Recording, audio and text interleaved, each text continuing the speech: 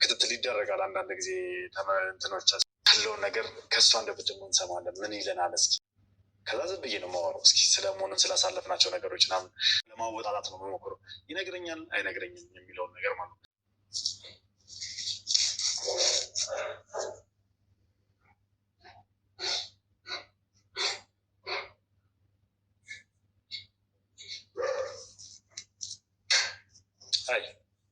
በድጋሚ አብራችሁ ቆዩ እስከ ፕሮግራም ፍጻሜ ድረስ።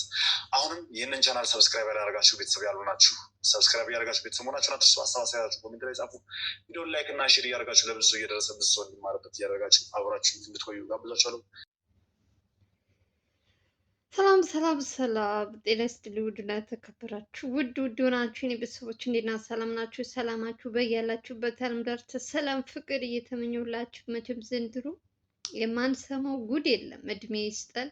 ስልካችን ብዙ ነገር ያሳየናል። ስልኬ ነው ጥላቴ የሚለው ነገር የእውነት አንዳንዴ በራሴ ስልክ የማታዩ የማሰሚው ጉድ የለም እና መቅደስና ጠባቂዋ እንግዲህ ከትናንት ወደ ልዑል ከመጣ ቀን ጀምሮ እንግዲህ ልዑል መቅደስን አላገኛትም ነበር።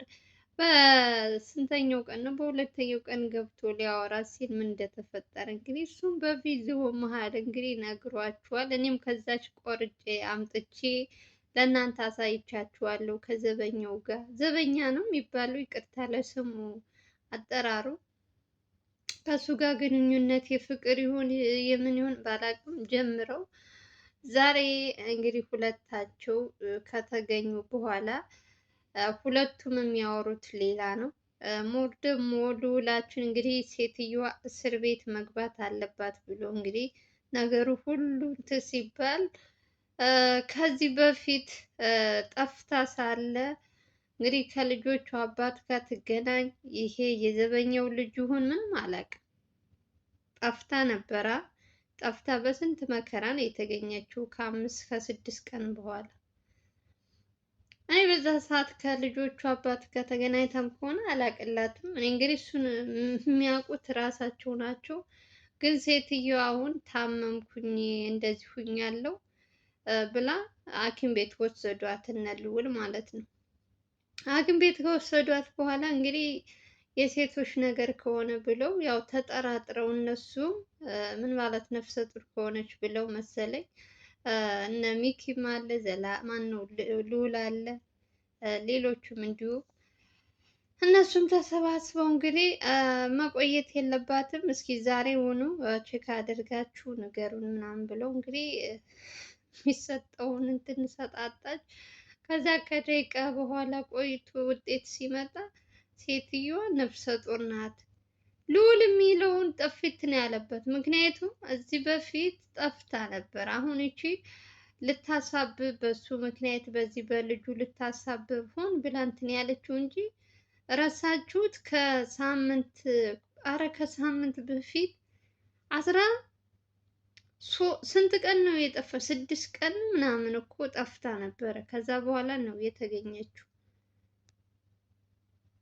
በእነሱ ያው ሁልጊዜ ሚዲያ ላይ እንደው ትንሽ ትንሽ የሆነ እንትን ካያችሁ እንጂ የሆነ ነገር በተለይ ልዑል መቅደስ ጠፋች እንደዚህ አለች ብሎ ለማውራት የተመልካችም ስድብ ምናምን ስላለ ብዙ ጊዜ እንደውም እሱ አይናገርም።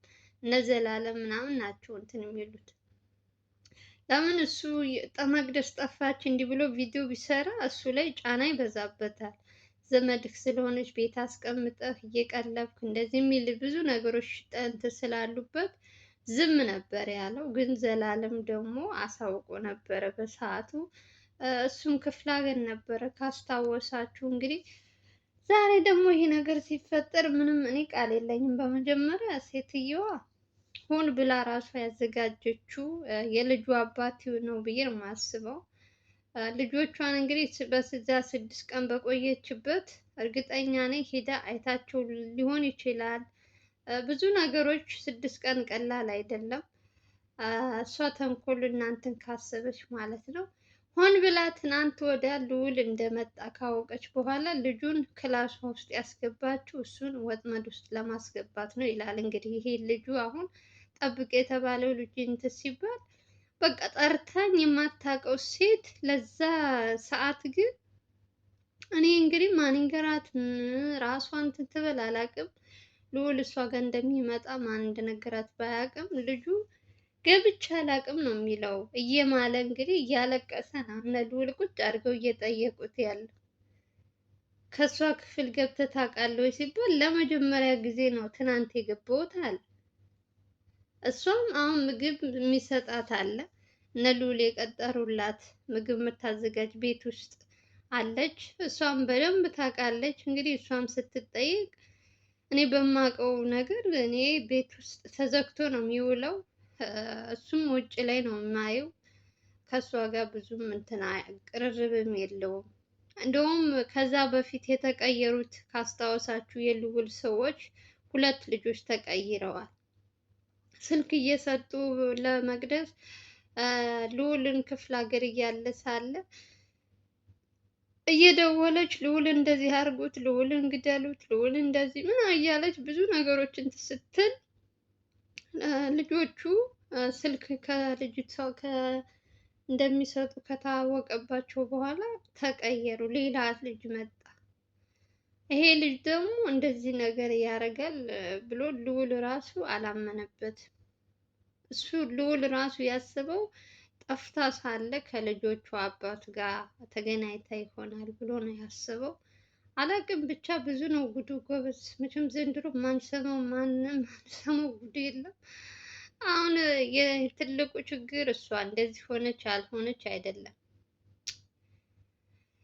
9 ወርም እስከሚሞላት ቢሆንም መታሰር አለባት። እንደዚህ በቀላሉ አሁን በዚህ ተጠቅማ እሷ እስር ቤት ያለ መግባት ታመምኩኝ እንደዚህ ሆንኩኝ ምናምን ምንም አላመማትም። ደግሞ ውሸቷ እኮ በጣም እነሱ ስለተጠራጠሩት መርመር ብለው ነው እንጂ እንግዲህ ሴቶች የሆናችሁ ሰዎች ታውቁታላችሁ። 3 ወር እስከ 4 ወር ባለው ነው የሚጀምረው። እንግዲህ እኔ የሴት እንትኑን ስለማላውቀው ማለት ነው። እንግዲህ የወለዳችሁ ሰዎች ታውቁታላችሁ ከስንት ወር በኋላ እንደሚያም ማለት ነው። ይቺ ሴት ደግሞ ከአሁኑ ጀምራ እየታመምኩ ነው ራሴ ልክ ሐኪም ቤት ስትገባ የራሷ ወጥመድ ስለምታዘጋጅ ባለፈው በዘላለም ላይ ተጫውታበታለች። አሁን ደግሞ በልዑል ላይ እሱ ሳራዳ ነው፣ ብልጥ ነው ልዑል። ትቷትም አልመጣ ይዟት ተመልሶ የራሱ ቤት ነው ያስቀመጣት። እሷ ብዙ ዘዴ ብዙ ነገሮች ሴትዮዋ ጤነኛ እንደሆነች ዶክተሮችም እየተናገሩ ነው። እሷ ግን በውሸት ዓለም የተሞላች ሴት ስለሆነች ምን ያክል ሰውን አንትን ብላ እንደምትኖር እኔ አላውቅም። ልዑል ሲጀመር ለራሱም ለእናቱም ነፃነት ከፈለገ ሴትዮዋን ያለዛ ይልቀቃት በቃ። እስር ቤት ማስገባት ከሆነ ቤት ውስጥ ቁጭ አድርጎ የሚቀልባት ከሆነ ሊልቀቃትና እንደፈለገች ትሁን። ሴትዮዋ ከልጆቿ ጋር ትገናኝ በቃ።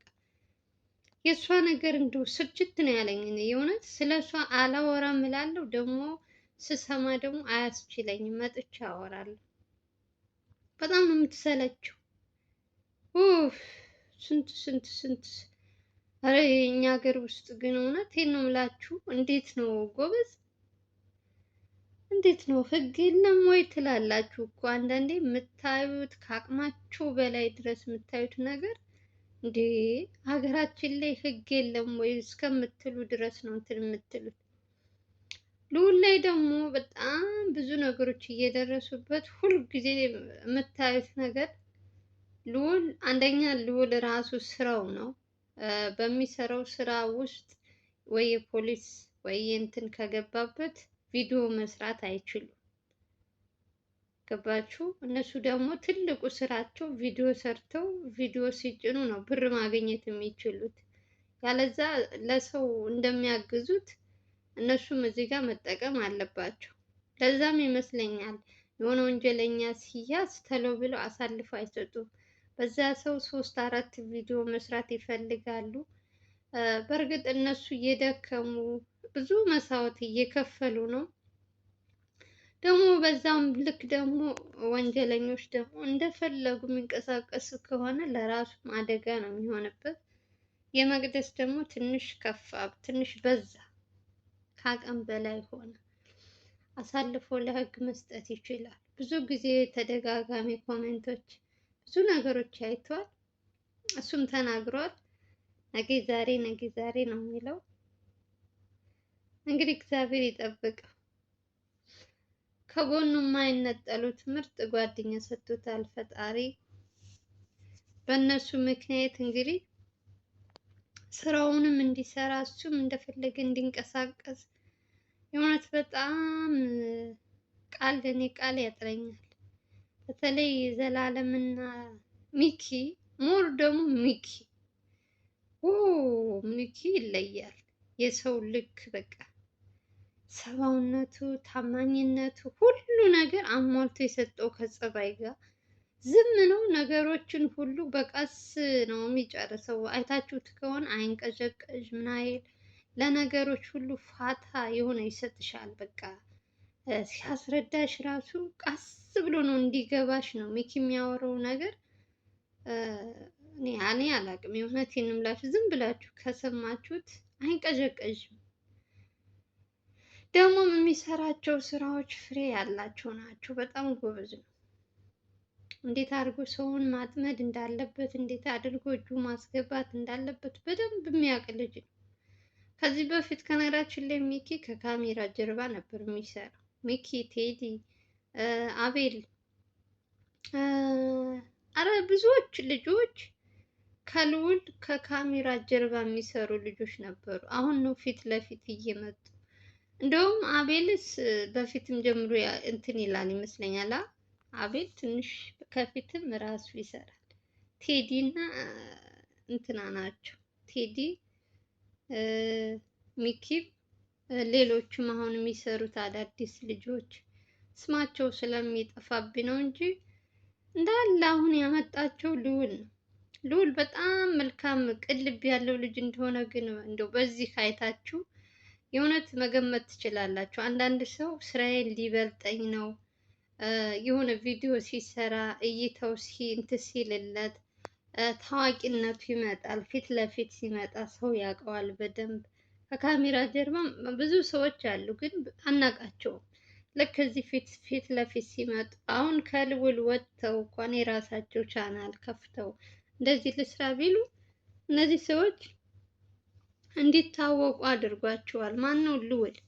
በጣም መልካም ቅን ልብ ያለው ሰው ነው ልዑል። የእውነት እኔ ብቻ ልደግ ማይል በቃ ሰዎችም አብረው እንዲያድጉ፣ ሰዎች እንዲለወጡ፣ ካሉበት ችግር እንዲወጡ በጣም ልበ ቅን ነው ልዑል። እግዚአብሔርን በጣም እኔ አሁን 6 ዓመት እየሆነኝ ነው ልዑልን መከታተል ከጀመርኩኝ። በ6 ዓመቱ ውስጥ የሚሰራቸው መልካምነቱ በጣም በሱ ላይ ብዙ ነገሮች ጫናዎች፣ ብዙ ነገሮች ቢደርሱበትም አንደኛ ልበ ቅን ስለሆነ ይመስለኛል እግዚአብሔርም አሳልፎ ለእንትን አይሰጠውም። የሆነ ነገር ሁልጊዜ ልዑል ላይ የሆነ ነገር ሊፈጠር ሲል እንደ ምክንያት እንትን ይሆናል። በቃ ያ ወንጀለኛ ወይ እሱ እጅ ላይ ሊገባ ይችላል ወይ ብቻ የሆነ ነገር ይፈጠርና ልዑል ይድናል። ሁልጊዜ ልበ መልካም ስለሆነ ቅን ልብ ስላለው ነው። እና ለሰዎች ደግሞ ለወጣቶች በ6 ዓመቱ ውስጥ ስንት ልጆች እያስተዋወቀ ወደፊት እያመጣ የራሳቸው ቻናል እየከፈተ ማን ነው እንደዚህ የሚያደርግ? እስኪ ንገሩ። እድሜ ልክሽን ያንቺን እንድትረግድ ከአንቺ ጋር እንድትደክሚ እንድትለፊ ያደርጋል እንጂ በራስሽ እንድትቆሚ በራስሽ እንድትሰሪ የሚያደርግሽ ማንም እኔ ከስንት አንድ እንደ ልዑል መልካም ሰው ሲገኝ እንጂ ሁሉም ለራሱ ነው፣ እንዲበለጥ አይፈልግም። እውነቱን ልንገራችሁ፣ በተለይ አሁን አረብ ቤት ያላችሁ ሴቶች እህቶቼ ይጠቅማችኋል።